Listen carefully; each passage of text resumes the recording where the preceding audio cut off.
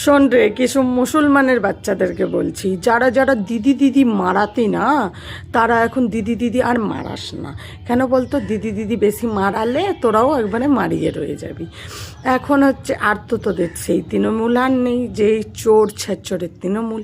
এখন বিজেপি এসেছে, মানে জয় শ্রীরামের পালা।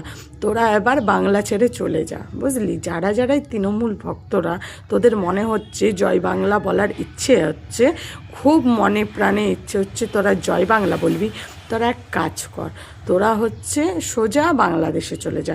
আর বাংলাদেশে গিয়ে জয় বাংলা বল, ওদেরও কোনো আপত্তি থাকবে না। আর তোরা তো একই জাতের মুসলমানের বাচ্চা, তোরা কি কোনোদিনও ভালো হবি?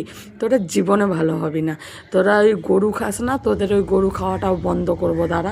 আর যেই যেই হিন্দু তৃণমূলের লোকরা আছিস না বোকাচোদা, তোরা এখনও ভাবছিস যে তৃণমূলের কন্যাশ্রী, যুবশ্রী, তোদের বউয়ের লক্ষ্মী ভাণ্ডার, তোরা সমস্ত কিছু নিয়ে হচ্ছে তৃণমূলকে সাপোর্ট করছিস। তোরা আর করিস না। কেননা কি বলতো, আলটিমেট তোরা তো তোদের বউদেরকে মোল্লার বিছানায় যাওয়ার জন্য একবারে রেডি করেই দিয়েছিস। তোদের কোনো আপত্তি না থাকতে পারে, আমাদের কিছু হিন্দু মেয়েদের আপত্তি আছে, বুঝলি?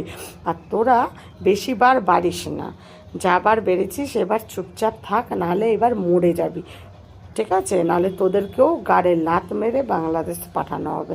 আর যদি এখানে থাকার ইচ্ছা আছে তাহলে জয় শ্রীরাম বল, এখনও ভালো কথা বলছি। আর যদি তোদের মনে হয় যে বাংলাদেশ যাওয়ার ইচ্ছা আছে, তাহলে ওখানে গিয়ে জয় বাংলা বল, এমনিতেও তোদের গাড়ে লাত পড়বে। তোদের বউরা মোল্লার বিছানায় শুয়ে আসলেই তোদের গাড়ে লাত পড়বে। কেননা তারা তো হালাল সম্পর্কে বিশ্বস্ত। তাদের বউরা যদি তোদের কাছে আসে শোয়ও, তারা আবার কি করবে বলতো? মোল্লার সাথে ঘুম পাড়িয়ে আবার ওদের ঘরে বউকে তুলে নেবে, বুঝলি তো? তোরা কি তোদের মোল্লার সাথে শুয়ে আসলে তোরা কি তোদের বউকে তুলতে চাস তোদের ঘরে?